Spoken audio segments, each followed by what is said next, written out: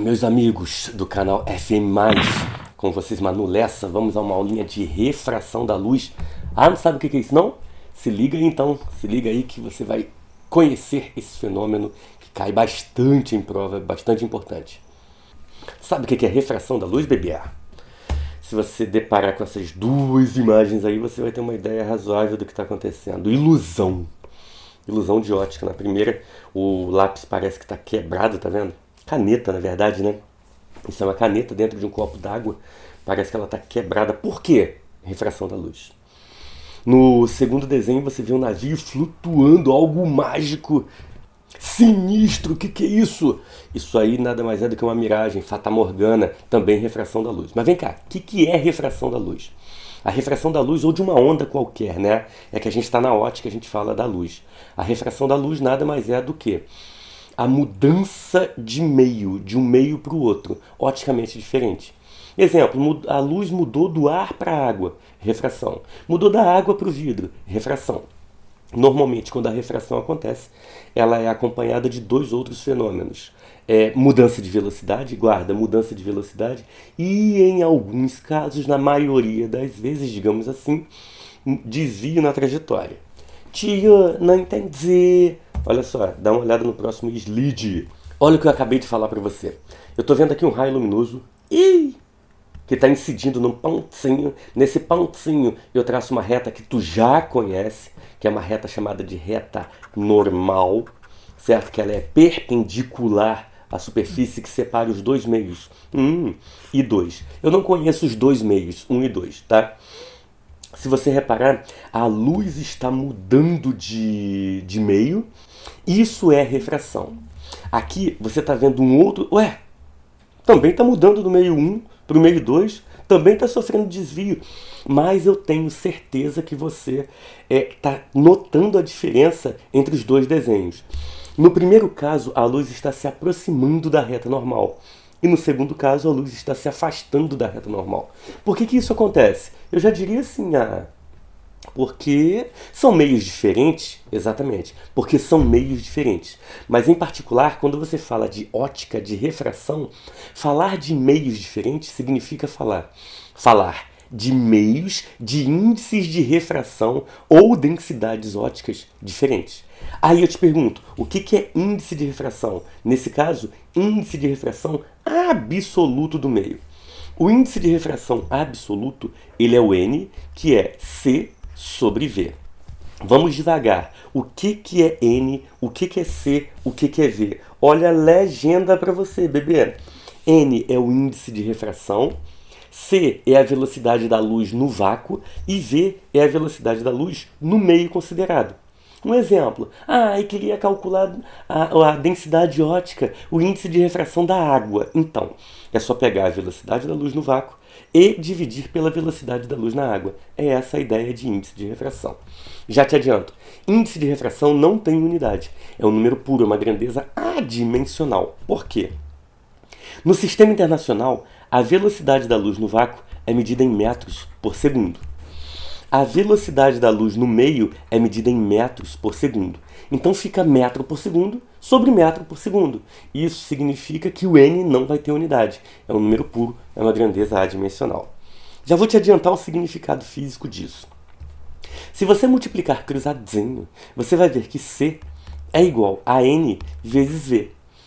Se você parar para pensar, esse N aqui, ele mostra quantas vezes a velocidade da luz no vácuo é maior do que a velocidade da luz naquele meio.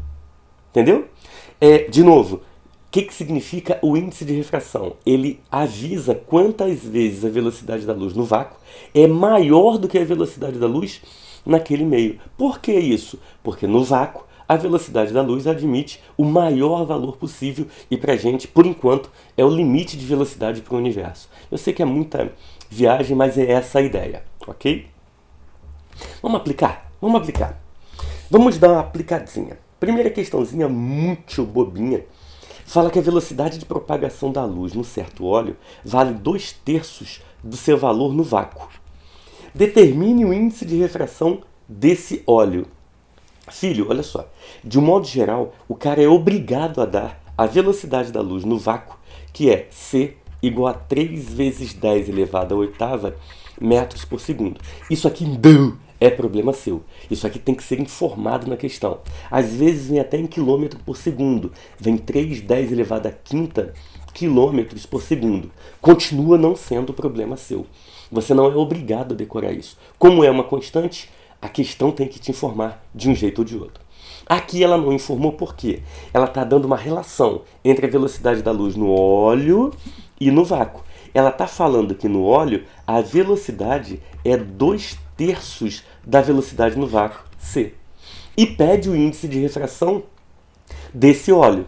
Ué, se N é C sobre V, então N vai ser C sobre V. Quem é V? Velocidade da luz no meio. E vale 2/3 da velocidade da luz no vácuo. 2/3 de C. Pode até cortar o C. Corta, vai ficar como?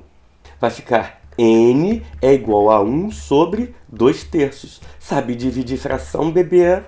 Mantém a primeira e multiplica pelo inverso da segunda. Você acaba de descobrir que o N é 1,5. 1,5 o quê, tio?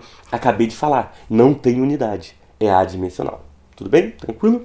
Aplique de novo, again. Um raio luminoso monocromático, uma cor só, passa do vácuo para um meio material de índice de refração igual a 4/3. Sendo a velocidade de propagação da luz no vácuo igual a 3 vezes 10 à quinta, olha lá, quilômetros por segundo, ele informou o valor. Podemos afirmar que a velocidade da luz no meio material é de quanto? Moleque, o índice de refração do meio não é 4/3? Então, e o N não é igual a C sobre V? Significa que 4/3, que é o índice de refração, é igual C. Quem é C? É a velocidade da luz no vácuo. 3 vezes 10 elevado à quinta quilômetros por segundo sobre V. Vai multiplicar cruzadozinho. 4V é igual a 3 vezes 3, 9 vezes 10 à quinta. V é igual a 9 vezes 10 elevado à quinta sobre 4. Quanto é 9 sobre 4, hein? 9 sobre 4 é 2,25 vezes 10 elevado à quinta quilômetros por segundo. Dá para marcar, né? Marca lá. 2,25 vezes 10 à quinta, arredondando, 2,210 à quinta. Fala sério, isso é difícil? Tranquilaço, né? Tranquilaço. Índice de refração absoluto do vácuo, valendo um almoço no restaurante que você escolher. Quanto é o índice de refração do vácuo? Vai, fala. Quero ver. Fala. Vale 1. Por quê? Cara, o índice de refração N é C sobre V. Velocidade da luz no vácuo sobre a velocidade da luz no meio em questão. Mas de que meio a gente está falando? Do vácuo. Então, o meio é o próprio vácuo. Então, o que você chama de V, você pode chamar de C. Quando você jogar na equation, amor de minha vida, N é C sobre C. E C sobre C dá quanto? Isso. Esse aqui é o menor de todos. Você não tem que decorar isso, mas você tem que saber que o índice de refração do vácuo é o menor de todos. Se em algum cálculo tu encontrar um índice de refração menor do que 1, apaga tudo. Faz de novo, que você vai estar errando. Isso porque, por enquanto, nós não temos nenhum meio com velocidade da luz maior que a velocidade da luz no vácuo. Tá? Em nível de vestibular, é assim que funciona. Ok? Tranquilo? Agora, em algumas questões há uma aproximação. Em algumas questões, o N do ar também é igual a 1, aproximadamente, que é igual ao N do vácuo. Já é? Tá combinado assim. É importante. Tem que decorar isso, tio? Não. Mas é legal você decorar. Em algumas questões você precisa disso. Ou pelo menos saber que o do ar, que o do vácuo é o menor de todos. Ou são os menores de todos. Ok? Tranquilo? Foi? Agora vem cá, quando você calcula índice de refração, eu te falei que N é C sobre V, que C é N vezes V, então que isso aqui estaria avisando quantas vezes a velocidade da luz no vácuo é maior que a velocidade da luz no meio. Bem ou mal, isso aqui é uma comparação. Você está comparando o meio com o vácuo. Vou calcular o índice de refração da água. Você está comparando a água com o vácuo. Vou calcular o índice de refração do vidro. Você está comparando o vidro com o vácuo. Mas vem cá, eu não posso comparar dois meios entre si? Eu não posso comparar o vidro com a água com a glicerina? Posso. Aí você não está calculando o índice de refração absoluto. Você está calculando o índice de refração relativo. É um em relação ao outro. Estou te mostrando uma figurinha aqui em que um raio luminoso passa de um meio 1 para um meio 2. Quem seria o N1? O N1 seria C sobre V1. Da mesma maneira que o N2 seria C sobre V2. Eu estaria comparando isoladamente o meio 1 com o vácuo e o meio 2 com o vácuo. Nada me impede de eu comparar o meio 1 com o meio 2, ou seja, calcular o índice de refração do meio 1 em relação ao meio 2. Amor da minha vida, se eu quiser comparar o meio 1 com o meio 2, como é que eu vou ficar? Como é que eu represento o índice de refração relativo? Eu faço assim, ó, é N1,2, que é N1 sobre N2. É uma relação entre os índices de refração. Oi? Como? Ah, do meio 2 em relação ao meio 1, entendi. Como é que você escreveria, então, o índice de refração do meio 2 em relação ao meio 1? Vai! Seria N21, que é igual ao N2 sobre N1. Como Itaú, simples assim. Você tem dúvida? Tem? Se tiver, volta o vídeo, tá ok? E agora, o ponto principal da aula de refração. Lei de Snell-Descartes. Amor da minha vida, eu tenho um amigo chamado Snell, também amigo de Descartes, que fala o seguinte: você tem como calcular ângulo de refração, ângulo de incidência, índice de refração através da lei de Snell-Descartes. Lembra da lei de Gaga? Então, aqui tem a lei de Snell. O que diz a lei de Snell? Se você tiver dois meios de índices de refração, N1 e N2, conhecer um ângulo de incidência e você tem como calcular o ângulo de refração R, usando N1 seno de I é igual a N2 seno de R. Vou te dar 15 minutos para ficar olhando para essa equação, ver se você reconhece essas grandezas. Vai, fala para mim. Quem são N1 e N2? Índices de refração dos meios 1 e 2. Quem são I e R? São os ângulos de incidência I e refração R. Ok? Essa equação é uma equação empírica, é uma equação experimental, tá? Não demonstrá-la ela é experimental, repito. E aí vem uma aplicadinha a respeito do que acabamos de falar, e é pegadinha de prova. Pegadinha bobinha, mas é pegadinha de prova, olha só. Eu cansei de colocar isso nas minhas provas. Terceira questão.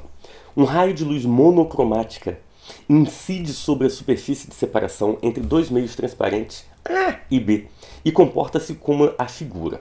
Então tá aqui, um é o meio A e o outro é o meio B, ok?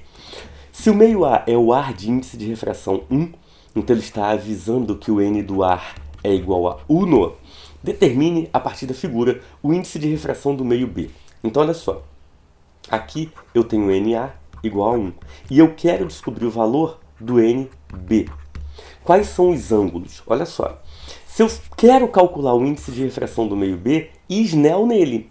N1 seno de I é igual a N2 seno de R. Ou personalizando, NA seno de I é igual a NB seno de R.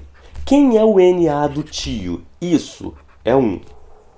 Seno de I é seno de 30, que é igual a NB, que eu quero saber, vezes o seno de R, que é seno de 60 graus.